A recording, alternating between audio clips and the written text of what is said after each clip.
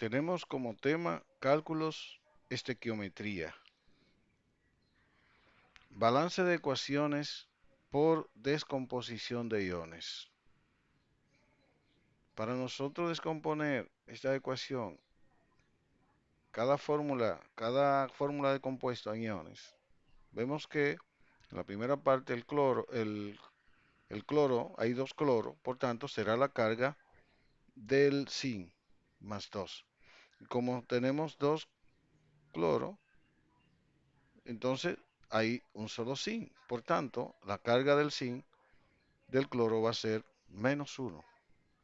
En el potasio tenemos que su carga va a ser +1 porque hay un solo CO3. Entonces, vamos a ver, tenemos dos potasios. Entonces, esos dos potasios equivalen a que la carga del carbonato CO3 es 2 menos. O sea, 2 por 1 más 2 y para balancearse con -2. Como tenemos aquí carga del zinc de +2, en el cloro debe haber un 2 delante, porque 2 por -1 sería -2, que se balancea con +2. Nosotros entonces, ahora vamos a combinar los iones de compuestos diferentes. Entonces tenemos que el zinc cargado positivo se va a unir con el carbonato cargado negativo y va a formar carbonato de zinc. Lo mismo va a pasar con el potasio cargado positivo y el cloro cargado negativo. Por tanto, vamos a tener dos, 2 moles de cloruro de potasio. Y ahí está la ecuación balanceada. Si continuamos, tenemos entonces balance de ecuaciones por descomposición continuando. Y tenemos otra ecuación. Tenemos perclorato de plata que va a reaccionar con nitrato de plomo. Para descomponer en iones tenemos que de plata, plata se carga con +1, porque de clorato tenemos un solo. Entonces, vamos a tener, como de plata tenemos un solo, entonces el clorato tiene carga -1. Del lado del otro compuesto tenemos plomo, que se va a descomponer también en plomo positivo y nitrato negativo. Como tenemos dos nitratos, vamos a tener que la carga del plomo es +2 y la carga del nitrato es -1 porque hay un solo plomo. Bueno, sin embargo, como hay dos nitratos, hay que colocar un 2 delante para balancear la carga. 2 por 1, 2 por -1 me da -2 y la carga del plomo es +2. Por tanto, ahora vamos a unir los iones que son de compuestos diferentes. Pero sin embargo tenemos que unir dos plata con dos nitrato, vamos a hacerlo acá primero, dos clorato con un plomo, con un ion plomo, porque tenemos 2 por -1 y uno por +2, entonces tenemos -2 y +2, que se van a unir para formar clorato de plomo 2. Luego la plata con el nitrato se van a unir, como hay 2, se van a formar 2 moles de nitrato de plata. Y ahí tenemos la ecuación balanceada. Cálculo de la masa molar de una sustancia. Calcule la masa en gramos de un mol de glucosa. Para nosotros determinar la masa molar simple y llanamente, vamos a ver que de carbono hay 6, se multiplica por la masa molar del carbono que está en la tabla periódica, que es igual a 12 gramos por cada mol y eso da 72. Lo mismo vamos a hacer con el hidrógeno, hay 12 hidrógenos multiplicado por la masa molar del hidrógeno, que es 1 gramo por cada mol, eso da 12. Del oxígeno tenemos 6 multiplicado por la masa molar del oxígeno, que es 16 gramos por cada mol, entonces eso da igual a 64, para una masa molar del compuesto de 180 gramos. Calcule el número de mol, cálculo del número de mol. Entonces, calcule el número de mol que hay en 20 0.5 gramos de glucosa. Ya sabemos determinar la masa molar. Para la glucosa son 180 gramos por cada mol. Entonces el número de moles es igual a los gramos sobre la masa molar. Sabiendo que G es gramo, N es mol y M es masa molar. Entonces, el número de moles es igual a la masa que me están dando, que son 20.5 gramos, sobre 180 gramos por cada mol, que es la masa molar, y eso va a dar un resultado, eliminando gramos con gramos, de 0.114 mol. Relaciones de peso en las reacciones químicas. Relaciones de peso en las reacciones químicas. La descomposición del clorato de potasio se usa comúnmente en laboratorio para preparar cantidades pequeñas de oxígeno y me están dando la reacción aquí. Y la interrogante es cuántos gramos de oxígeno se pueden preparar a partir de 4.50 gramos de clorato de potasio. Aquí tenemos la masa en la parte superior de cada uno de ellos, calculada de la manera que vimos anteriormente. Entonces, para calcular los gramos de oxígeno, simple y llanamente vamos a utilizar el dato que me están dando, que son 4.50 gramos de clorato de potasio. Entonces, de oxígeno hay 96 en la ecuación, 96 gramos, y de clorato de potasio hay 244 gramos. Se van estos gramos con estos gramos y me va a quedar de oxígeno un total de 1.77 gramos de oxígeno. Entonces, vamos a ver el otro ejercicio, reacciones secuenciales. Hacemos reaccionar 272 gramos de fósforo con un exceso de oxígeno para formar decóxido de tetrafósforo. Se puede decir también decaóxido. Y ahí tenemos la fórmula, con rendimiento de 89.5%. En la reacción del paso número 2 se obtiene un rendimiento de 96.8% de ácido fosfórico. ¿Qué masa en onza, tonelada métrica y volumen en litro, galones de ácido fosfórico con densidad 1.89 gramos sobre litro se produjo? Vamos a ver. La ecuación y la masa que tenemos de cada elemento. Aquí tenemos que cada compuesto y elemento tiene su masa. Calculada de, de la manera que ya nosotros sabemos. Entonces, aquí tenemos el segundo paso, la segunda ecuación. Bueno, en base a esos pasos, a esas dos ecuaciones, vamos a determinar lo que nos están pidiendo. Bueno, nosotros tenemos 272 gramos de fósforo y en la ecuación tenemos que hay 284 gramos de decóxido de tetrafósforo y de fósforo tenemos 124 gramos.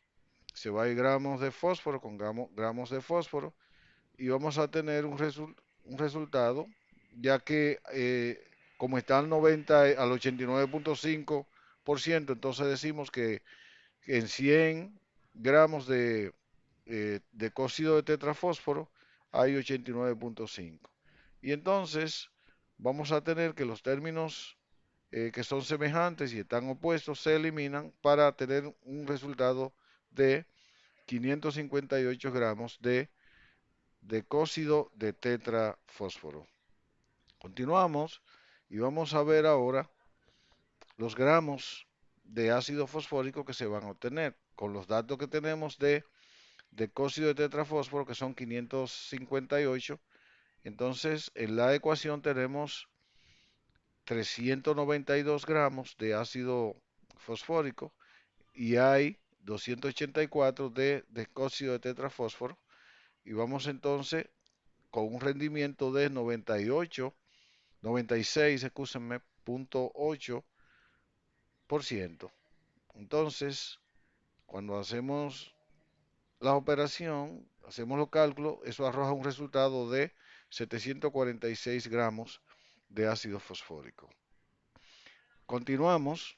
La onza de ácido fosfórico la vamos a determinar con el resultado que tuvimos anteriormente, que fueron 746 gramos de ácido fosfórico. Si nosotros reconocemos que en una onza hay 28.5 gramos, entonces vamos a tener un resultado de 26.2 onzas de ácido fosfórico.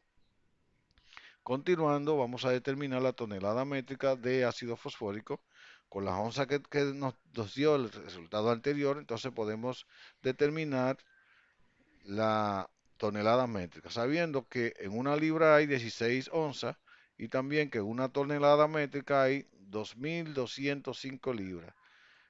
Eliminando las unidades que deben ser eliminadas, eso arroja un resultado de 7.43 por 10 a la menos 4 tonelada métrica. Recuerden que nos dieron la densidad y es 1.89 gramos por mililitro. Bueno, para hallar los mililitros, el resultado que tuvimos en la parte anterior, tenemos que fueron 746 gramos. Nosotros sabemos que en un mililitro, según la densidad aquí, de ese ácido hay 189 gramos. Se va a eliminar gramo con gramo y me va a quedar mililitro. Me queda 394.7 mililitros de ácido fosfórico. Con ese resultado nosotros vamos a determinar los litros. Entonces tenemos 394.7 mililitros y decimos que en un litro hay 1000 mililitros. Entonces como resultado vamos a tener 0.3947 litros de ácido fosfórico. Los galones, con los litros que pudimos obtener, podemos determinar la cantidad de galón, sabiendo que en un galón hay 3.785 litros de esta sustancia. Se va litro con litro y me va a quedar el galón para dar un resultado de 0.1043 galones. Ahora vamos a determinar el rendimiento porcentual o por ciento de rendimiento, que tiene una ecuación que es igual a los gramos obtenidos sobre los gramos teóricos por 100. Entonces, un ejercicio que tenemos aquí, una muestra de 15.6 gramos de benceno se mezcló con un exceso de ácido nítrico y recuperamos 18 gramos de nitrobenceno. ¿Cuál es el rendimiento porcentual de nitrobenceno en esta reacción? Sabemos la fórmula ya del porciento de rendimiento. Entonces, y tenemos la ecuación y tenemos la masa de cada uno de los compuestos aquí. Entonces vamos a tomar el dato que nos están dando, que es 15.6 gramos de benceno. Entonces, la misma ecuación vamos a ver que de nitrobencenos tenemos 123 gramos y de benceno tenemos 78 gramos. Obviamente, se van a eliminar los gramos de benceno con gramos de benceno y va a arrojar un resultado de 24.6 gramos de nitrobenceno. Ahí tenemos el resultado teórico. El porciento de rendimiento va a ser igual a el dato que nos dan, que es el dato recuperado, 18 gramos sobre lo que se obtuvieron teóricamente, multiplicado por 100, y eso arroja un resultado justamente de 73.2%. Reactivo limitante. ¿Cuál es la masa máxima de hidróxido de níquel que se puede preparar al mezclar dos soluciones que contienen 25.9 gramos de cloruro de níquel 2 y 10 gramos de hidróxido de sodio, respectivamente? Entonces tenemos dos sustancias que van a reaccionar, que es el cloruro de níquel 2 con hidróxido de sodio para producir hidróxido de níquel 2 más cloruro de sodio, pero nos interesa el hidróxido de níquel 2.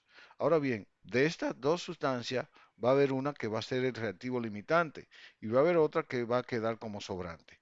Vamos a ver, vamos a determinar la masa de cada uno que tenemos ahí y con el dato que nos dan vamos a determinar los moles de los cuales nosotros disponemos.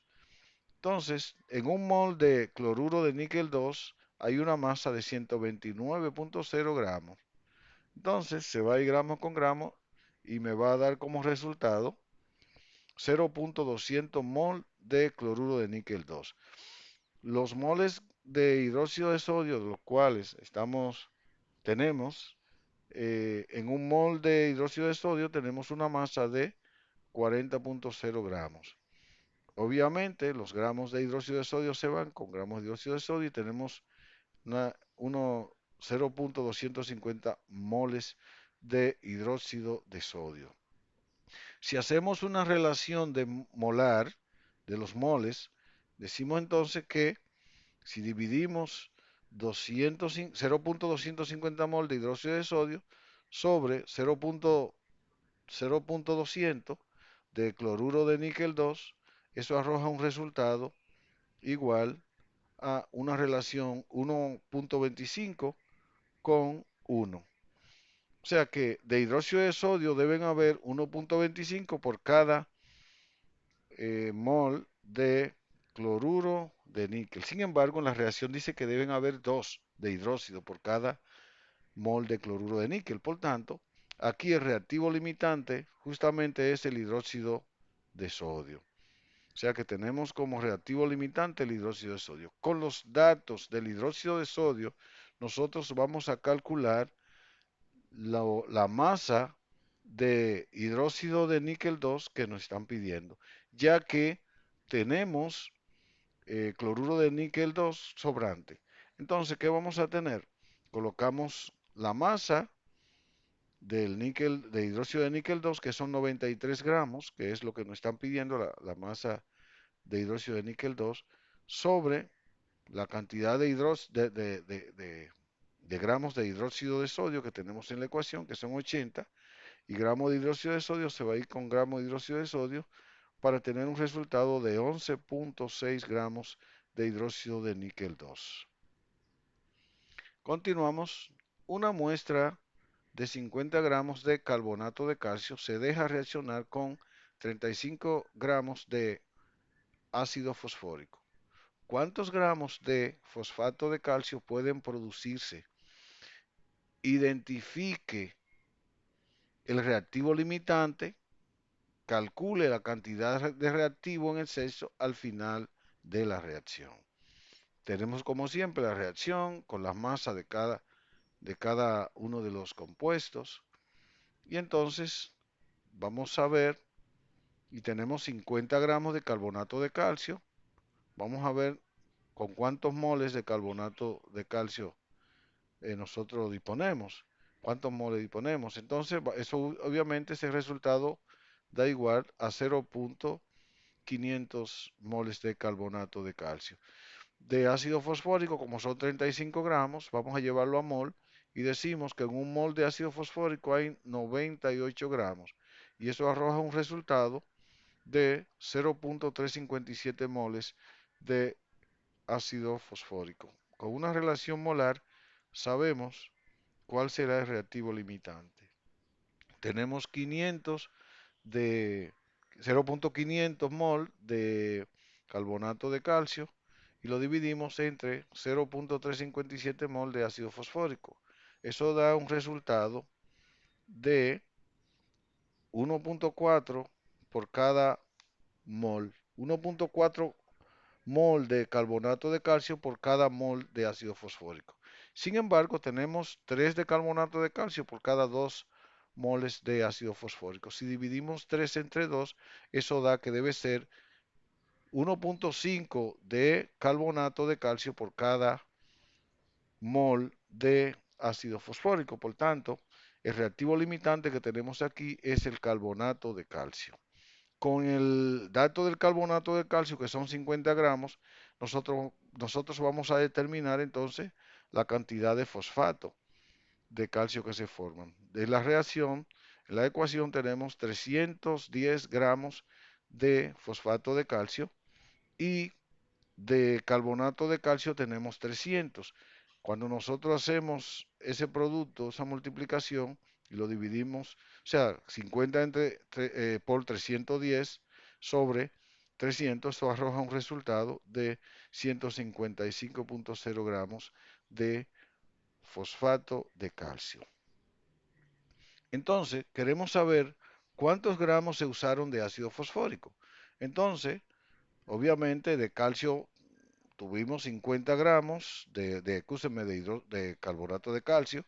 Entonces tenemos 196 que reaccionan en la ecuación de ácido fosfórico y realmente también tenemos la ecuación que 196 gramos de ácido fosfórico reaccionan con 300 gramos de carbonato de calcio. Vamos a tener entonces que eso arroja un resultado de 32.7 gramos de ácido fosfórico que utilizamos. Sin embargo, contamos con 35 gramos de ácido fosfórico. Si nosotros queremos saber el exceso de ácido fosfórico que quedó, le vamos a restar a esos 35 gramos 32.7 de ácido fosfórico y eso va a dar un resultado de 203 gramos de ácido fosfórico en exceso, o sea, sobrantes. Bueno, hasta aquí ha sido la explicación de este tema. Muchas gracias por la atención que siempre brindan y será hasta la próxima. Cuídense.